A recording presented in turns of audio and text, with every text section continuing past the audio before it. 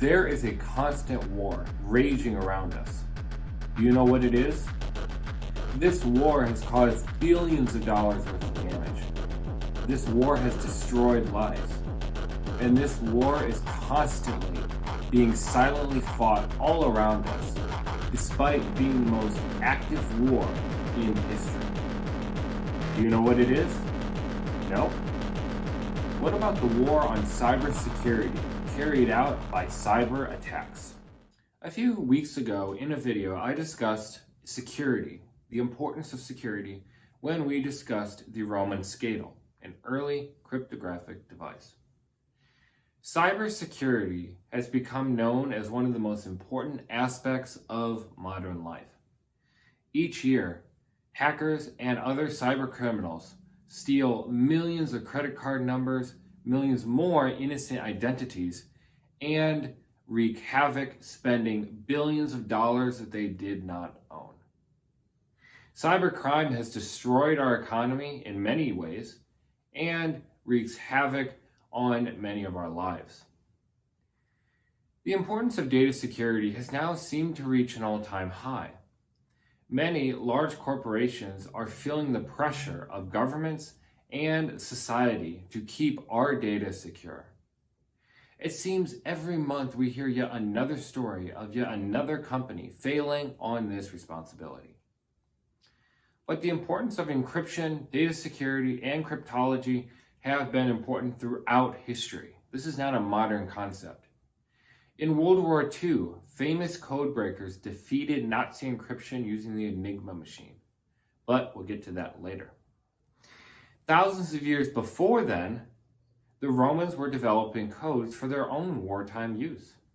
The Romans' brilliant use of codes allowed them to conquer most of the known civilized world. However, about 1,200 years ago, a man by the name of al-kindi plummeted the world of encryption into pure chaos. Al-kindi was born in the year AD 801 in modern-day Iraq.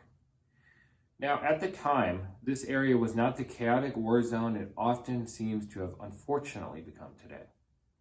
Far from it, Baghdad was a cultural hub of philosophical, artistic, and scientific expression. Al-kindi made his home in Baghdad, where he mastered medicine, art, science, astrology, astronomy, optics, linguistics, and more. It was here that he wrote over 290 books, one of which is of particular interest to us today. Al-kindi's knowledge and experience, as well as his education, placed him as director of the House of Wisdom. The House of Wisdom was a cultural center in Baghdad that sought to collect knowledge, mainly in the form of books, from around the world, specifically the Greeks, Asians, and Persians. However, this endeavor presented a few problems. The first one wasn't too difficult to overcome. These books, being from around the world, were often written in a language that the people could not read. However, al-kindi, being the linguist he was, he could simply translate them. He translated many of these books into the Arabic that the people could read. The second problem that al-kindi had was a bit more difficult. See, many of the books that al-kindi wished to place in his library were encrypted. Just like the Romans, many cultures used codes and methods of encryption to hide important information. One of al-kindi's most famous works is written on this topic. In his manuscript, the Manuscript on Deciphering Cryptographic Messages, al-kindi described the method by which he was able to decipher these messages. This book appears to have been written around AD 50. However, it was lost for thousands of years until it was found in the 1980s in the Sumyan Law Ottoman Archive in Istanbul. It was later published in 1987 by the Arab Academy in Damascus. In this book, al-kindi described the method by which he was able to decipher messages that were once thought secure and read them in plain text within minutes. So how did al-kindi manage to do this? Well, it was actually a pretty simple process. But before we get there, Let's review the most popular methods of encryption for the day. There were primarily two: transposition and substitution. They're both really easy and simple to understand. You could even try these at home. Transposition is simply scrambling of the letters. Children solve puzzles like this all the time. Transposition only takes the letters in the message and changes the location, thus scrambling them. Look at the words on the bottom of your screen. I chose coded words for our simple example. Now, transposition would only mean we scramble or move around these letters. So look at the message now. This is using the transposition method of encryption.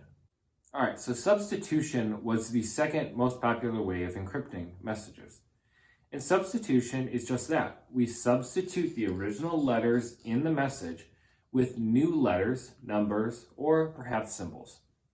So I'm going to be using the same two words, coded words, for this example. And I'm going to be using a pretty simple substitution method. I'm going to be shifting the alphabet by 1. This now means that A is represented by Z and B is represented by A. So where an A was in the original message, a B will now be in the coded version. All right, so I completed this encryption and I placed the messages down on the screen at the bottom. Now, this message using the substitution method may look incredibly complex, but it's pretty simple, especially if you know the method of encryption, substitution. Now, this message is pretty simple, and given that the English alphabet is made up of 26 letters, it could easily become more complex with many different combinations of letters, numbers, and symbols. At the time, both of these methods, transposition and substitution, were considered extremely secure. However, al-Kindi's method could break them apart within minutes.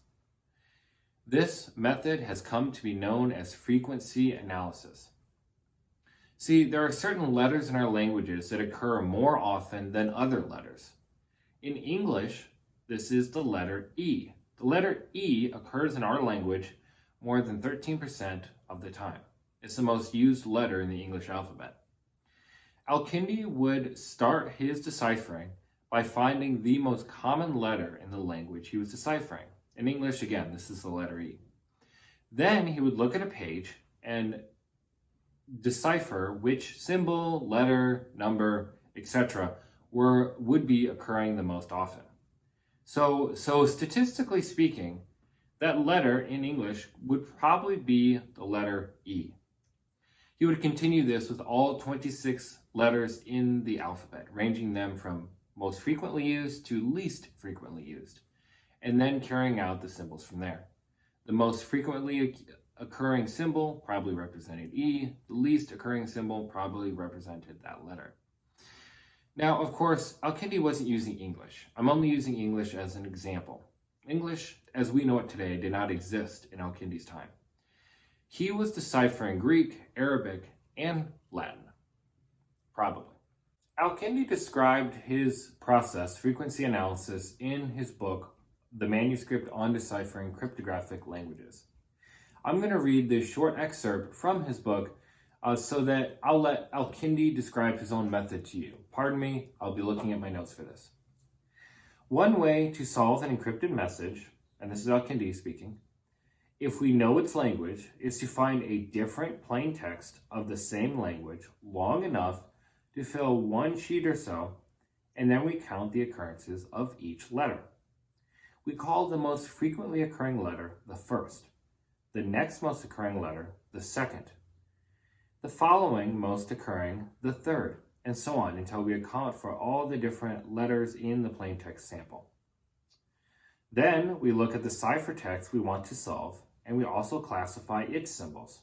We find the most occurring symbol and change it to the form of the first letter of the plaintext sample.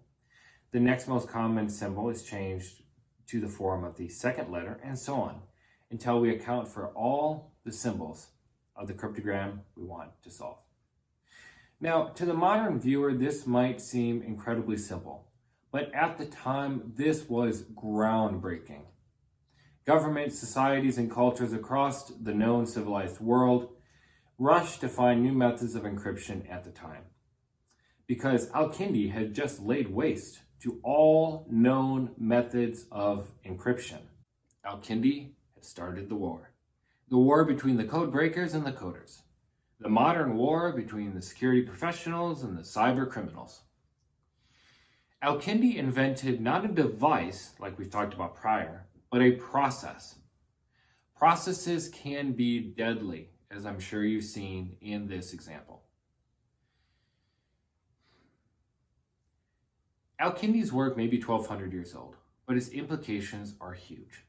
Yes, our modern methods of data security are many, many times more secure. But just like those ancient societies sought to break down the methods of encryption that were used at the time, individuals in our modern society also seek to break down our methods of encryption and data security. Many of them do it with evil, bad intentions. They use technology as a tool for bad. So, although al-Kindi's work is old, it's important.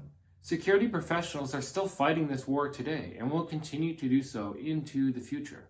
Modern societies must remain one step ahead of those who seek to destroy. We must remain one step ahead, always innovating and developing new ways to keep our messages and data secure. Al-Kindi's process laid waste and broke data security.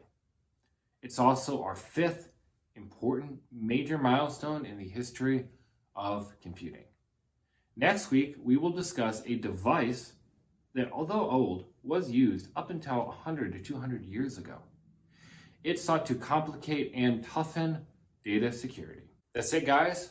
That's the man and the process that broke data security about 1,200 years ago. I hope you guys realize how important cybersecurity is. We're going to be talking about it a lot more in the coming weeks and months ahead. And how monumental al-Kindi's work is. It may be old, but it is incredibly important to our modern understanding of data encryption. All right, guys, as always, if you haven't done so already, please subscribe. I really appreciate your support and can't wait to learn more alongside you. Please hit that subscribe button down below and hit the bell icon so that you will never miss a video. I also invite you to reach out and follow me on social media. I'm active daily on Facebook, Instagram, and Twitter. Remember, if you engage on social media, please use the hashtag #TechIsATool. I'd love to hear more from you guys, as well as some feedback. I'm pretty new to the whole YouTube thing. As always, I write a blog version of the week's video. That's available on my website and linked down below in the description. I hope you guys check it out and read it, and share it with a friend. All right, guys, thanks so much this week. I will be back next Saturday with a new, exciting video focused on computing history. Thanks. Bye.